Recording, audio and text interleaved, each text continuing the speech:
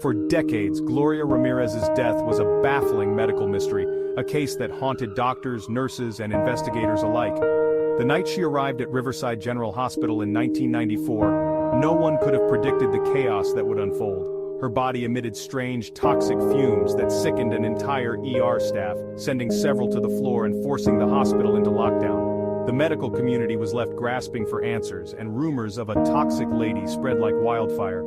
But now, a recent and shocking discovery has shattered that long-standing narrative, turning everything we thought we knew upside down. Hidden away for years, a trove of emails from 1993, painstakingly authenticated by forensic experts, has come to light. These messages reveal a chilling plot to poison Ramirez, suggesting her death was no accident. The emails detail a conspiracy among 6 individuals, each with their own motives and secrets, working together in the shadows. They meticulously outlined how to acquire and administer a rare chemical poison, one so obscure it would leave no trace, baffling even the most seasoned toxicologists. This new evidence transforms the case from a bizarre medical anomaly into a potential homicide, raising disturbing questions about who orchestrated the attack. The focus now shifts from the mysterious substances found in Gloria's body to the people who may have wanted her dead, and the reasons behind their actions. The strange symptoms, the oily sheen on her skin, the odd chemical smells, were these the result of a rare illness, or the calculated effects of a deadly toxin administered with precision? For years, experts debated whether the symptoms were natural or man-made, but the new evidence points to a far more sinister explanation. For 30 years, the case was a scientific puzzle, a riddle that defied logic and haunted those who tried to solve it. Now, it's a criminal investigation, demanding a fresh look at every fact, every witness, and every piece of evidence that was once overlooked. The Toxic Lady story is no longer just about unexplained science. It's about uncovering a cold-blooded crime and finally bringing the truth to light after decades of darkness. On the chilly evening of February 19, 1994, Gloria Ramirez was rushed to Riverside General Hospital. She arrived in a desperate state, her heart pounding at a dangerous pace, her breaths coming in short, shallow gasps, and her blood pressure plummeting to life-threatening levels. The hospital's emergency room, already tense with the usual chaos of a Friday night, braced for the worst as paramedics wheeled her in. The ER team, suspecting complications from her advanced cervical cancer, sprang into action. They administered sedatives to calm her and heart medications to stabilize her vital signs. Every second counted as they worked in a coordinated frenzy, determined to pull her back from the brink, but nothing seemed to help. Gloria's body resisted every intervention, as if something unseen was working against the doctor's best efforts. The team grew increasingly frustrated and alarmed as their standard treatments failed. Then, the situation took a bizarre turn. Nurses noticed an oily sheen coating Gloria's skin, and a strange, fruity, garlicky odor began to fill the room. When a nurse drew her blood, an overpowering, ammonia-like smell wafted through the air, catching everyone off guard. Even more unsettling, the blood sample revealed vanilla-colored particles floating inside the vial, something no one on the team had ever seen before. The staff exchanged worried glances, realizing this was no ordinary emergency. The medical team's focus shifted. Saving Gloria was still the goal, but now they were also grappling with the strange and threatening environment forming around her. The room felt charged with anxiety and confusion. The air grew thick with tension. Staff members felt uneasy, some even nauseous, as the strange odors and symptoms persisted. It was clear that something was deeply, inexplicably wrong. The emergency was no longer just about Gloria's failing health. It was quickly becoming a crisis that threatened everyone in the room. A situation spiraling out of control, with no clear explanation in sight. Gloria Ramirez, in her final hours, became the center of a medical mystery that would haunt Riverside General Hospital for years to come. The events of that night would leave scars on everyone involved. The exhausted staff had no idea that they, too, were about to become victims, caught in a web of confusion, fear, and danger that no one could have predicted. The stage was set for chaos, and the true nightmare was only just beginning. It began with a sudden, shocking collapse. Nurse Susan Kane, who had just drawn blood from Gloria Ramirez, staggered back, her face flushed with heat, her hands trembling uncontrollably.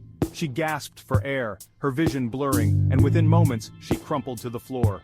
The emergency room, already tense, was thrown into confusion as her colleagues rushed to help, not yet realizing that this was only the beginning of a nightmarish chain reaction. Mere minutes later, resident Julie Gorczynski, who had also been exposed to Gloria's blood, began to feel lightheaded. She tried to steady herself, but her knees buckled and she fainted, collapsing in front of stunned staff. The sense of dread in the room intensified as another medical professional fell victim to the mysterious illness. Then, respiratory therapist Maureen Welch, who had been assisting with Gloria's care, suddenly felt waves of nausea and dizziness. She clutched at a nearby counter, her breathing shallow before she too was overcome and had to be helped away from the scene. Within minutes, panic swept through the ER. Staff members began reporting a range of alarming symptoms: dizziness, nausea, shortness of breath, and uncontrollable shaking. The air was thick with fear and confusion as more and more people succumbed, some collapsing where they stood, others staggering out of the room in search of fresh air. In total, 23 of the 37 staff present that night fell ill, an unprecedented number for a single emergency case. Doctors, nurses, and technicians alike were affected, regardless of their proximity to Gloria, and the ER was quickly overwhelmed by its own staff's medical emergencies. The hospital was forced to evacuate the entire emergency room, leaving only a skeleton crew behind. These few brave staff members tried desperately to save Gloria Ramirez, but their efforts were hampered by the chaos and fear that had gripped the department. Despite their best attempts, they were unable to stabilize her. Gloria was pronounced dead just 45 minutes after her arrival. Her body was immediately sealed in a special bag and treated as hazardous material, as no one could explain what had caused such a violent reaction among the staff. Hazmat teams were called in to investigate, searching for any sign of toxic chemicals or airborne threats. Yet despite their thorough inspection, they found no toxins in the air, no evidence of contamination, and no clear explanation for the mass illness. 5 staff members were hospitalized, some remaining under observation for days. Julie Gorczynski, the resident who had collapsed, suffered permanent injuries from the ordeal, her life forever changed by that night. The trauma of the incident lingered long after the ER was cleared. Staff were left shaken, haunted by the memory of that night, and the hospital itself was left with a terrifying question. What had turned a routine medical emergency into a mass casualty event that no one could explain? The answer seemed to have died with Gloria Ramirez. Fear and confusion reigned in the aftermath, and as the days passed, the mystery only deepened, leaving everyone desperate for answers that never seemed to come. In the aftermath, Riverside General became ground zero for a public health crisis. Multiple agencies launched a full-scale investigation, desperate to identify the toxic agent. Gloria's body was treated as hazardous, her autopsy conducted in a sealed chamber by a team in full protective suits. Despite extreme precautions, the first autopsy yielded few answers. Tests for toxins and chemicals came back inconclusive.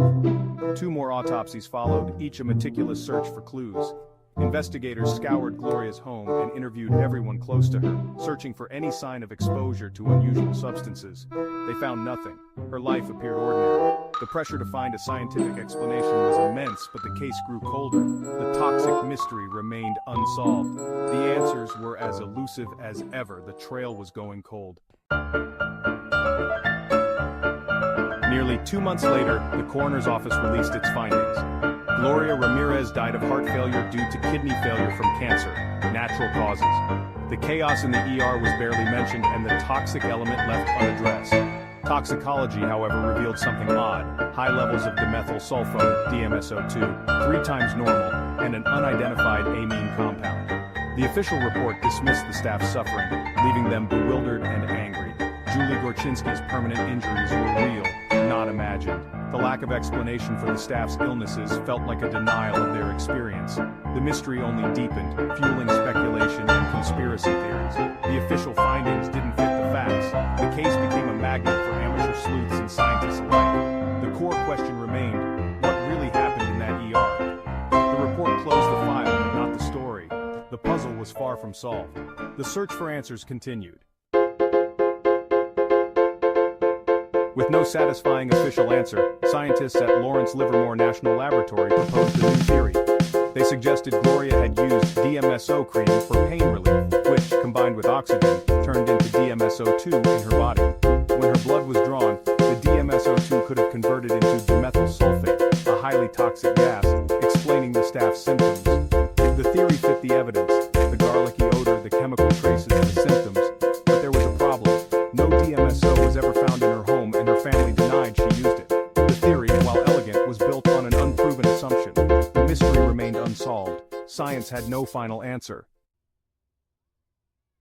Meanwhile, the California Department of Health offered a controversial explanation: mass hysteria. They claimed the staff's symptoms were psychological, triggered by stress and fear. This diagnosis outraged the affected staff, especially those with lasting injuries. The theory ignored the physical evidence, the odors, the particles, the real harm.